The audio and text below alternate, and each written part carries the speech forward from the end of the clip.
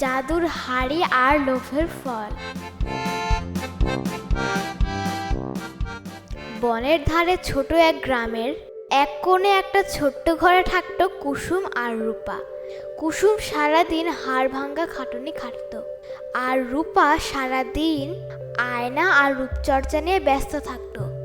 কুসুম একচালা রান্নাঘরে বসে রাঁধছে, আর রূপা বারান্দায় বসে মেকআপ বক্স নিয়ে রূপচর্চা করছে। কুসুম রূপাকে বলল, ও রূপা, একটু এদিকে আয় না রে বোন, মার কাশিটা আজ বড্ড বেড়েছে। আমি একটু চাল ধুয়ে বসাতাম, তুই যদি একটু কাঠগুলো এঁকিয়ে দিতিস। রূপা জবাব দিল, উফ বুবু, সাত সকালে তোমার ঘ্যান ঘ্যানানি শুরু হয়ে গেল। দেখছো না আমি চুলে তেল দিচ্ছি? এই ধোয়ার মধ্যে গেলে আমার চুলগুলো সব চটচটে হয়ে যাবে। তোমার দরকার তুমি করো গে। ঘরের ভেতর থেকে তাদের মা কাশতে কাশতে ডাকলো, ওরে রূপা, একটু পানি দে না মা, গলাটা শুকিয়ে কাঠ হয়ে গেল। রূপা বিরক্ত হয়ে বলল, শান্তি নেই বুবু, তুমি মাকে পানি দাও না, আমার নখটা একটু ভেঙে গেছে, আমি এখন উঠতে পারবো না। কুসুম দীর্ঘশ্বাস ফেলে পানি নিয়ে মায়ের ঘরে যায়। মা শুয়ে আছে। কুসুম মাকে বলে, মা তুমি চিন্তা করো না, ঘরে তো চাল নেই, আজ আমি একটু গহীন বনে যাব, যদি কিছু ভালো কাঠ বা ফলমূল পাই বাজারে বেচে তোমার জন্য ঔষধ নিয়ে আসবো। মা বলে, সাবধানে যাস মা, বনের ওদিকে এখন নাকি বড্ড বাঘের ভয়। কুসুম বলে, তুমি ভেবো না মা, আমি ঠিক চলে আসবো। কুসুম কুড়াল কাঁধে নিয়ে বনের দিকে রওনা হলো। পথে গ্রামের দুজন লোক কুসুমকে দেখিয়ে একজন বলে উঠল, দেখ দেখ, কুসুম দিদি প্রতিদিনের মতো আজও বনে যাচ্ছে, মেয়েটা যা খাটতে পারে না। অন্যজন বলল, আরে বলিস না, ওর বোনের জ্বালায় কি আর বাড়িতে থাকতে পারে? দিনরাত শুধু আয়না আর পাউডার। কুসুম ধীরে ধীরে বনের গভীরে ঢুকে পড়ে। চারিদিকে শুনশান অবস্থা, কোথাও কেউ নেই। সে একটা শুকনো মরা গাছের সামনে দাঁড়িয়ে কুড়াল চালাতে শুরু করলো। হঠাৎ কুসুমের হাত থেমে গেল। দূর থেকে যেন কারো কান্নার শব্দ ভেসে আসছে।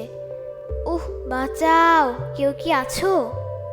বনের বাতাসটা যেন আরো ঠান্ডা হয়ে গেল। আবার সেই কাতরানোর শব্দ, উহ, বাঁচাও, কেউ আছো? কুসুম সাহস করে ধীরে ধীরে শব্দের দিকে এগোতে লাগলো। ঝোপ সরিয়ে একটু ভিতরে যেতেই সে চমকে উঠল। এক বুড়িমা মাটিতে পড়ে কষ্টে ছটফট করছে। তার পা একটা বিশাল পাথরের নিচে চাপা পড়ে আছে। বুড়ি বলছে, ওরে কেউ আছিস?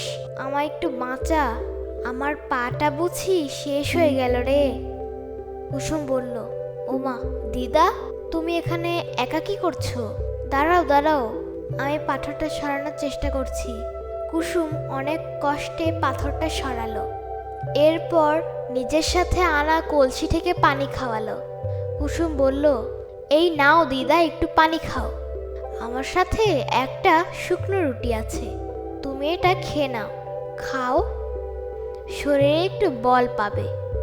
বুড়ি বলল, মারে, তোর মতো সোনার টুকরো মেয়ে আমি আর দেখিনি। এই বনের সবাই আমাকে পাশ কাটিয়ে চলে যায়, কেউ ফিরেও তাকায় না। তোর মনে মায়া আছে রে মা।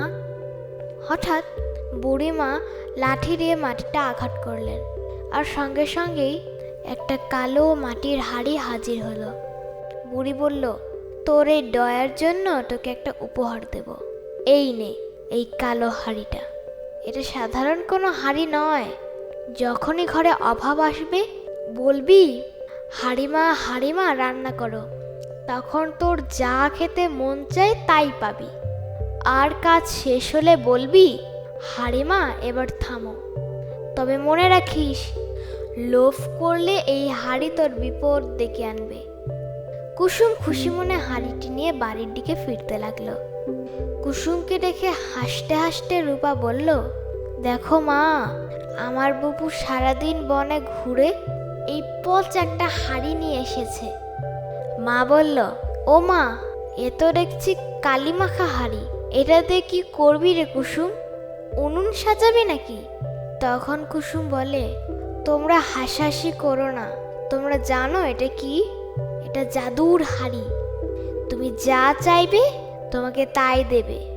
মা বলল, তোকে ভূতে ধরলো নাকি রে কুসুম? তোর মাথা তো একেবারে গেছে। কুসুম বলল, দাঁড়াও, তোমাদের দেখাচ্ছি।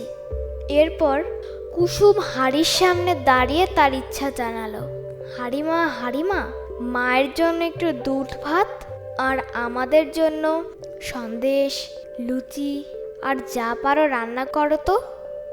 হঠাৎ হাঁড়ি থেকে ধোঁয়া বের হতে লাগলো।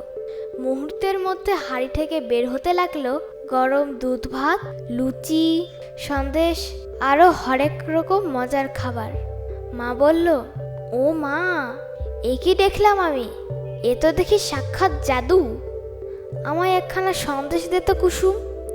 রূপা বলল, বুবু বুবু, আমাকে সব দাও, আমি আজ পেট ভরে খাবো। তারা খুশিতে খেতে শুরু করলো। পরের কয়েকদিন কুসুমদের বাড়িতে আনন্দের ধুম পড়ে গেল। ভালো খাবার খেয়ে মায়ের অসুখ সেরে গেল। কিন্তু গ্রামের মোড়ল শম্ভু আর তার চামচা ভোলার নজর পড়ল সেই হাঁড়ির উপর। মোড়ল বলে, ভোলা, দেখলি তো, কুসুমদের ভাগ্য খুলে গেছে। ওই হাঁড়িটা যদি আমাদের ঘরে থাকতো তবে আর বাজারের খরচ লাগতো না। চামচা বলে, মোড়ল মশাই, আপনি যা বলেছেন ওটা তো আপনারই পাওয়া উচিত, কিন্তু মুখপাটা যা তেদর, ও কি দিবে? মোড়ল বলে, একটা কিছু করতে হবে রে ভোলা, একটা কিছু করতে হবে। গভীর রাত। কুসুম আর তার মা গভীর ঘুমে আচ্ছন্ন ছিল। রূপা চুপি চুপি রান্নাঘরে ঢোকে। রূপা বলে, বুবুটা একটা গাধা, শুধু খাবার চায়। এই হাঁড়ি দিয়ে কি টাকা পাওয়া যায় না? আজ আমি এই হাঁড়ি থেকে মোহর আর গয়না নেব, তারপর আমি গ্রামের সেরা ধনী হব। ওরে হাঁড়ি, আমাকে এক হাঁড়ি সোনার মোহর আর হীরা দাও, এক্ষুনি দাও। তখনই হাঁড়ি থেকে মোহরের বদলে সেখান থেকে ভো ভো শব্দে বের হতে শুরু করলো হাজার হাজার বিষাক্ত মৌমাছি আর ভীমরুল। তারা সোজা গিয়ে রূপার নাকে আর গালে কামড়াতে লাগলো। রূপা চিৎকার করে বলতে লাগলো, ওরে বাবা রে, মরে গেলাম রে, বুবু বাঁচাও। কুসুম জেগে উঠে তড়িঘড়ি করে বাইরে এসে মন্ত্র পাঠ করলো। মৌমাছিরা উধাও হয়ে গেল।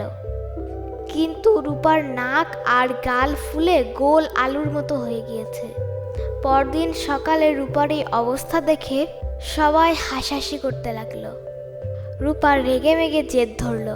সে ভাবল কুসুম তাকে ভুল মন্ত্র শিখিয়েছে। সে নিজেই বনে গেল সেই বুড়ির খোঁজে। বনে ঢুকে রূপা বলতে লাগলো, ওরে বুড়ি, কোথায় তুই? কুসুমকে দিয়েছিস ভালো হাঁড়ি আর আমাকে দিয়েছিস মৌমাছি।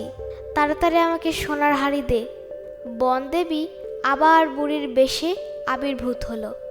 বুড়ি বলল, মারে, বড় তৃষ্ণা লেগেছে, আমায় একটু পানি দিবি? বিরক্ত হয়ে রূপা জবাব দিল, যা যা, নিচে খেয়ে নে, আমার কাছে কি পানি দেওয়ার সময় আছে? আগে আমাকে জাদুর হাঁড়ি দে, নয়তো তোর এই লাঠি আমি ভেঙে ফেলবো। বুড়ি বলল, আচ্ছা মা, তোর যা ইচ্ছা। এই নে, এই বড় আর চকচকে হাঁড়িটা, এটা বাড়িতে গিয়ে গ্রামের সবার সামনে খুলবি, যা চাইবি তাই পাবি।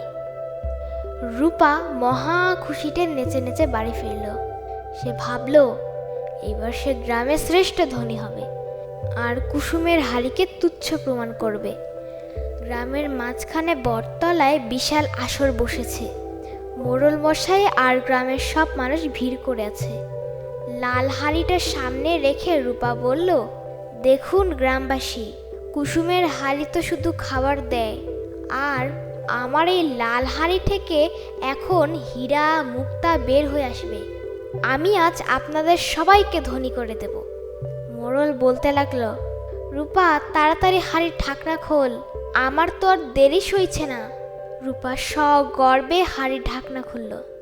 অমনি হাঁড়ি থেকে সোনা বের হওয়ার বদলে বের হতে থাকলো হাজার হাজার জ্যান্ত ব্যাঙ, সাপ, বড় বড় ইঁদুর। তারা লাফিয়ে লাফিয়ে মানুষের গায়ে উঠতে লাগলো। গ্রামবাসী বলতে লাগলো, বাবারে পালাও, রূপা তো আমাদের মেরে ছাড়বে। আরেকজন গ্রামবাসী বলল, ব্যাঙগুলো আমার টাক মাথায় উঠে গেল, কেউ বাঁচাও রে, এ দুষ্ট ইঁদুরগুলো আমার পিছুই ছাড়ছে না। সারা গ্রামে হুলস্থুল পড়ে গেল। মানুষ ইঁদুরের ভয়ে যে যার মতো পালাতে থাকে। রূপা লুকানোর অনেক চেষ্টা করেও বাঁচতে পারে না, কারণ ইঁদুরগুলো বারবার তার দিকেই ছুটে আসছে। শেষে কাঁদতে কাঁদতে সে কুসুমের কাছে গিয়ে ক্ষমা চায়। হঠাৎ সেই বুড়িমা সেখানে হাজির হলেন আর মুহূর্তের মধ্যেই বনদেবীর রূপ ধারণ করলেন। বনদেবী বললেন, লোভের ফল এমনই হয় রূপা। যে মানুষ পরিশ্রম করতে জানে না আর অন্যের জিনিসের উপর লোভ করে, তার জীবনে কোনোদিন সুখ আসে না। কাঁদতে কাঁদতে রূপা বলে, আমায় ক্ষমা করো বনদেবী, আমি আর কোনোদিন অলসতা আর লোভ করব না। বনদেবী অদৃশ্য হয়ে গেলেন।